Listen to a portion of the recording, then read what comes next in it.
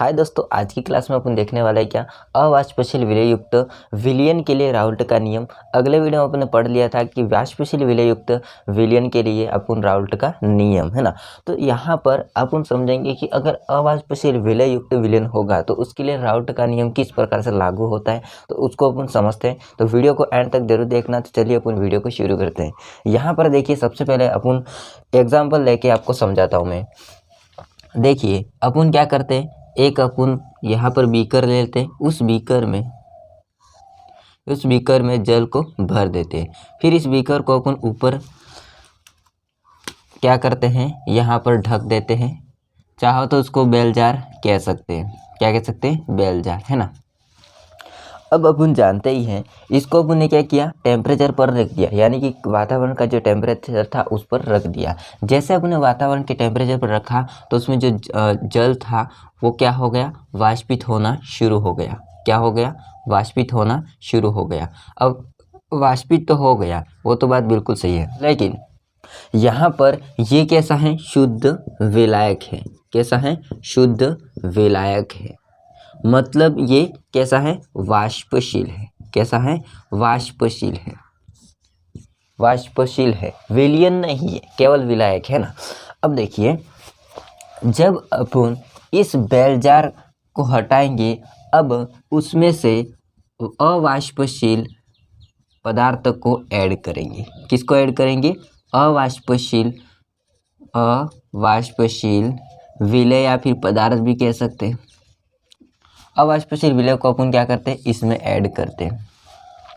जैसे अवाष्पशील विलय को ऐड करते हैं, वहीं पर जो वाष्पित होने वाले जो कण थे उसके बीच बीच में क्या आ जाएंगे? अवाष्पशील विलय के कण आ जाएंगे।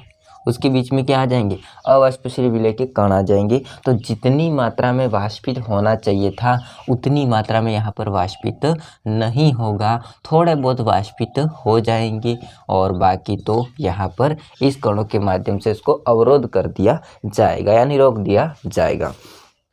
अब इसके लिए राउल्ट का नियम क्या कहना चाहता है कि जो कण वाष्पित होगा उसका वाष्प दाब और उसकी जो मोल भिन्न होते हैं, तो शुद्ध अवस्था का जो वाष्प दाब होगा और मोल भिन्न होगा, इन दोनों के गुणनफल उसके विलयन के वाष्प दाब के बराबर होंगे। लेकिन यहाँ पर जो अवाष्पशील विलय के कण है उसके लिए राउल्ट का नियम लागू नहीं होगा। क्यों नहीं होगा? क्योंकि वो वाष्पित हो ही नहीं रही है, तो उसका मोल अंश यानी कि जो घुलने की जो दर होती है एंड साथ उसके शुद्ध अवस्था का वाष्प दाब उसके विलयन के वाष्प दाब के बराबर नहीं होगा। लेकिन मोल अंश की बात करेंगे, जो उसमें घुला है वो तो किसके बराबर होगा? जो वाष्पशील है उसके बराबर होगा। आपके अभी दिमाग में समझ में नहीं आया तो अब यहाँ पर आप ध्यान से देखिए।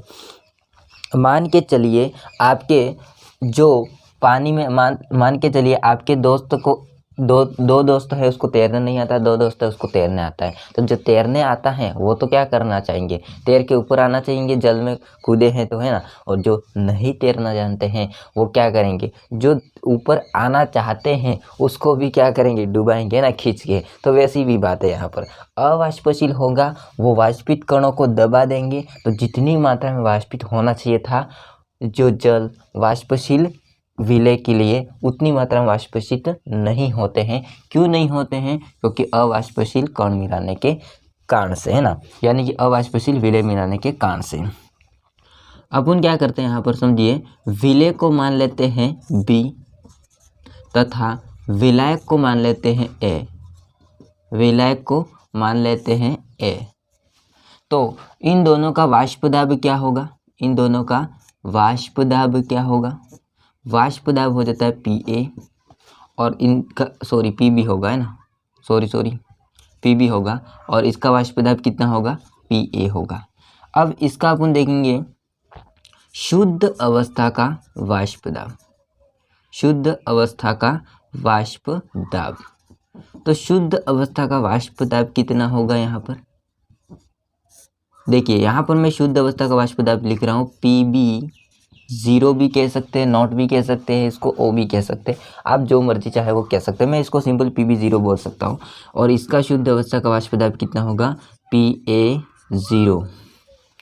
अब देखिए, अपन जानते हैं इसका मोल अंश क्या होगा? तो इसका मोल अंश कैसे होगा, एक्स बी होगा।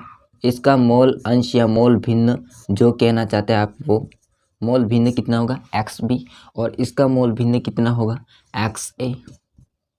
एक्स ए ये क्या है, इसका मोल भिन्न।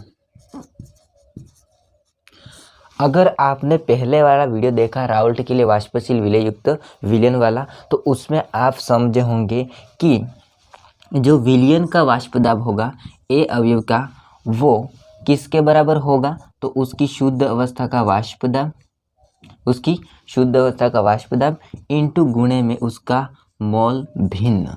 तो पहला सूत्र तो ये होगा। दूसरा सूत्र बी के लिए अपन लिखते हैं विलय के लिए, तो उसके तो एक तो वाष्प दाब मतलब खुद अवयव का वाष्प दाब बराबर उसकी शुद्ध अवस्था का वाष्प दाब और इंटू इसका मोल भिन्न, सेकंड सूत्र ये। लेकिन यहाँ पर अपन दोनों सूत्र ज्ञात नहीं करेंगे।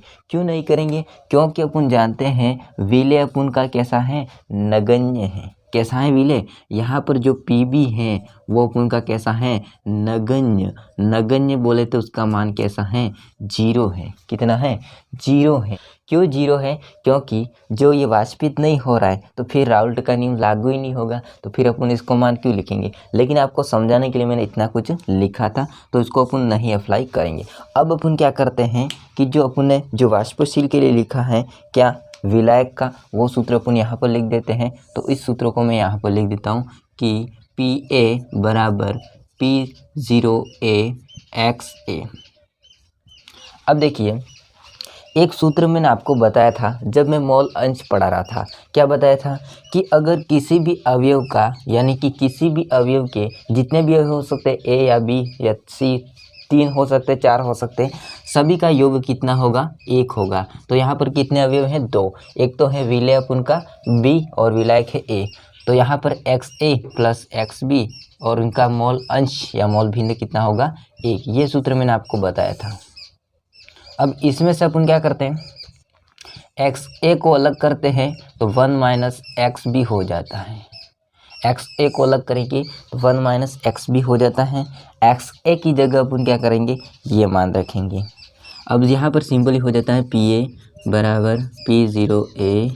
XA की जगह अपन इसको रखेंगे तो सिंपली 1 माइनस XB हो जाएगा। तो यहाँ पर होगा PA बराबर P0A, इसका गुणा इसके साथ, फिर इसका गुणा इसके साथ, माइनस P0A XB। अब मैं P0A को इस साइड ले आऊँगा तो P0A माइनस PA ये वाला बराबर P0A XB। अब आप ध्यानते हैं कि ये गुणे में है, तो XB को अलग करना चाहूँगा तो ये जाएगा नीचे। तो सिंपल यहाँ पर आंसर आ जाएगा लास्ट एंड फाइनल, XB बराबर P0 ये वाला A minus PA open P0A। ये अपन का अवाष्पशील विलययुक्त विलयन के लिए सूत्र निकल जाता है। इस सूत्र के माध्यम से आप क्या समझते हैं, देखिए ये सूत्र कहना चाहता है कि जो अवाष्पशील विलय है ये वाला, उसका मोल भिन्न किसके बराबर होगा, ये पूरा मतलब विलायक के, एक तो उसका शुद्ध अवस्था का वाष्प दाब प्लस उसका विलायक का वाष्प दाब, उन दोनों के बराबर होता है। यहाँ पर मोल अंश का मतलब होता है विलेयता, विलेयता का मतलब होता है सॉल्युबिलिटी, यानी कितना घुला हुआ है।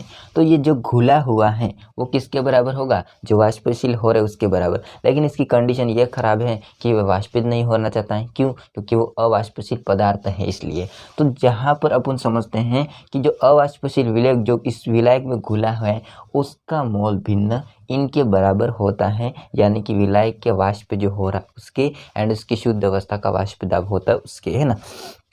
तो फाइनली अपन का सूत्र यहाँ पर ये आ जाएगा। तो राउल्ट का नियम ये कहना चाहता है कि जो पदार्थ वाष्पित होगा उसी के वाष्प दाब और उसकी मोल भिन्न होता है वो उस पूरे विलयन के वाष्प दाब के बराबर होता है गुणनफल के, यानी कि किसके गुणनफल के, ये दोनों गुणनफल में आप देख रहे हैं ना, ये शुद्ध अवस्था का वाष्प दाब और उसका मोल भिन्न, वो किसके बराबर होंगे, उसके वाष्प दाब के, यानी कि विलायक के वाष्प दाब के।